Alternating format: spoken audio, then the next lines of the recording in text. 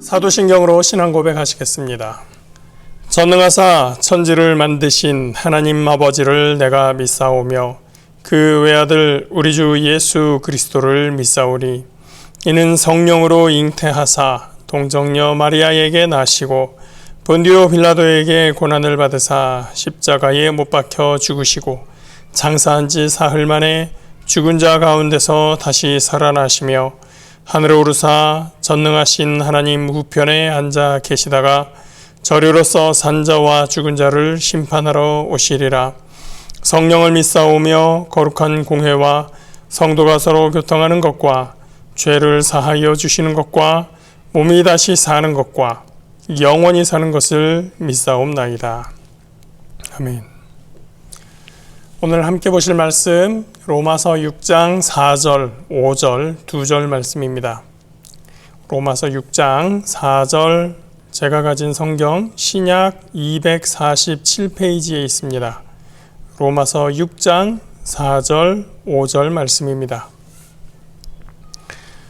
그러므로 우리가 그의 죽으심과 합하여 침례를 받음으로 그와 함께 장사되었나니 이는 아버지의 영광으로 말미암아 그리스도를 죽은 자 가운데서 살리심과 같이 우리로 또한 새 생명 가운데서 행하게 하려 하심이라. 만일 우리가 그의 죽으심과 같은 모양으로 연합한 자가 되었으면 또한 그의 부활과 같은 모양으로 연합한 자도 되리라. 아멘.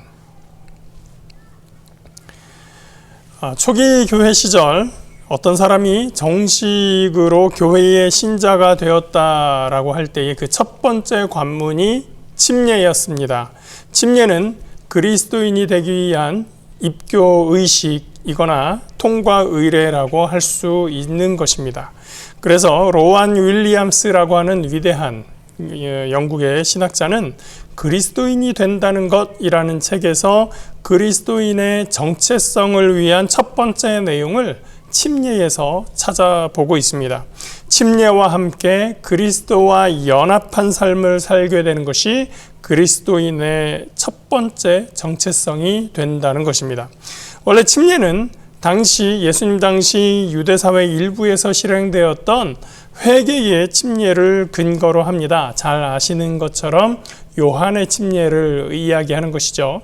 마태복음 3장 5절 6절을 보면 요한이 베풀었던 침례의 성격을 알 수가 있습니다.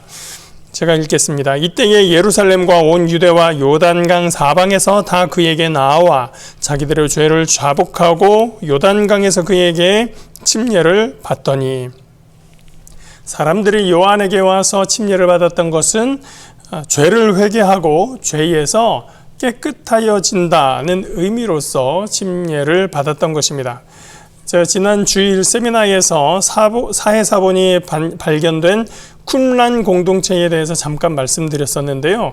예수님 당시에도 있었던 쿰란 공동체의 구성원들은 제의적인 목적으로 목욕을 재개하고 예배에 참여한다든지, 또 목욕한 후에 성경 말씀을 읽고 강론을 한다든지, 이런 제의적 목욕, 예전적 목욕, 그러한 과정을 거쳤습니다.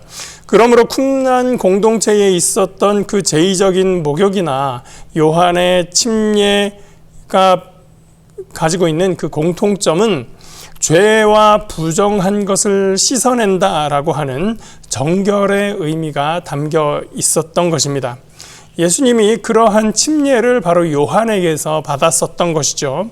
거기다가 요한복음 1장을 보면 침례 요한의 제자였던 두 사람이 예수님을 따라 나서게 됩니다. 그 둘 중에 한 사람이 베드로의 동생 안드레였다, 베드로의 형제 안드레였다라고 요한복음은 기록하고 있지요. 그 후에도 보면 예수님과 제자들이 다니면서 침례를 주게 되는데, 요한복음 4장에 보면 그 숫자가 침례 요한이 주는 것보다 훨씬 더 많았다고 전해지기도 합니다. 그러니까 침례는 예수님이 떠나시고 교회가 형성되는 그 훨씬 이전부터 예수님이 활동하시던 당시에도 이미 예수님을 따르던 사람들에게 행하여지던 의식이었습니다.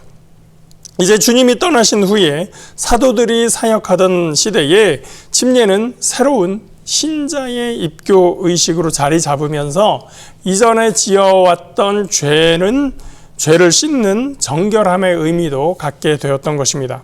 이때 자신의 죄가 남들보다 더 크다고 느꼈던 사람들, 더 크다고 생각하고 깨달았던 사람들은 내가 그리스도인이 된다는 사실과 그로 인해서 자신의 죄가 씻어진다는 그 은혜를 다른 사람들보다 더 크게 경험할 수밖에 없었습니다.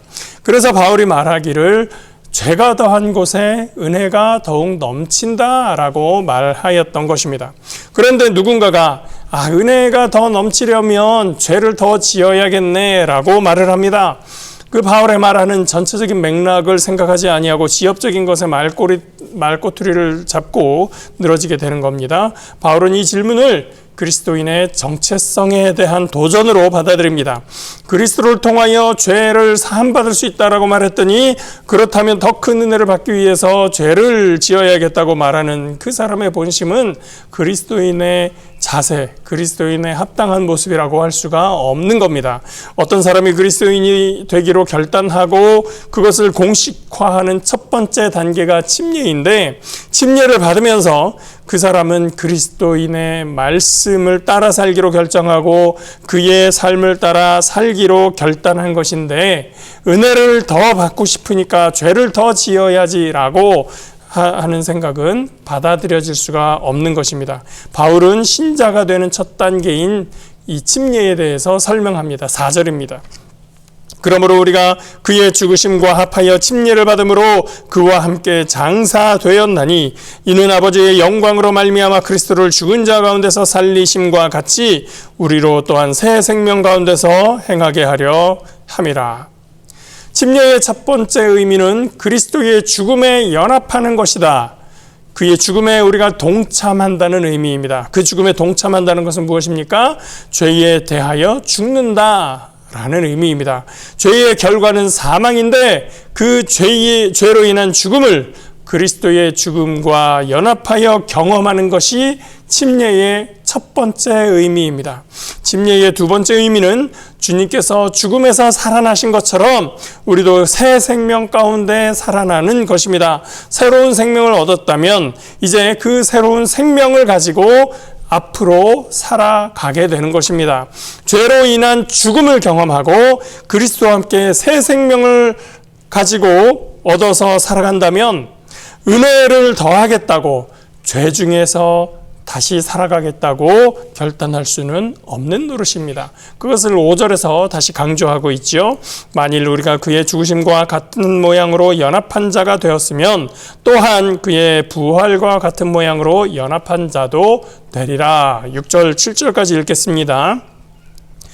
우리가 알거니와 우리의 옛사람이 예수와 함께 십자가에 못 박힌 것은 죄의 몸이 죽어 다시는 우리가 죄에게 종노릇하지 아니하려 함이니 이는 죽은 자가 죄에서 벗어나 의롭다 하심을 얻었음이라. 침례를 통해서 물속에 잠김으로써 우리는 세상과 단절하게 됩니다. 그 속에서는 바깥 세상의 소리가 들리지 않습니다. 바깥이 보이지 않습니다. 우리가 숨도 쉴 수 없습니다. 물속에 잠기는 것은 그렇게 우리의 죽음을 의미합니다. 물속의 잠김이 우리의 죽음을 의미하고 우리가 그리스도의 죽음과 연합한다는 것은 그리스도께서 십자가의 죽으심에 우리가 연합한다는 의미입니다. 십자가에 우리의 몸이 죽었다. 그것은 죄의 몸이 죽었다는 의미입니다. 죄의 몸이 죽었으니 이제는 죄에게 종노릇할 이유가 없어졌습니다. 제가 유튜브로 다른 목사님 설교를 듣다 보면 어떤 유명한 목사님이 요즘도 가끔 그런 내용을 말씀하시기도 합니다. 당신은 젊을 때 소원이 열심히 세상 속에서 마음껏 즐기고 살다가 죽기 직전에 회개하고 구원받는 것이라는 것이었어요. 회중석에서는 그 말씀을 들으면서 크게 웃음이 터집니다. 그런데 상당수는 그 웃음 가운데 나도 그런 생각할 때가 있었어요. 정말 그러면 웃기겠네요 라는 공감하는 의미였을 것입니다. 나도 그랬으면 좋겠다. 즐길 거 다 즐기고 마음껏 놀다가 구원 못 받으면 안 되니까 마지막에 천국은 가야겠으니까 죽는 순간 직전에 하나님께 회개하고 신자가 되면 좋겠다.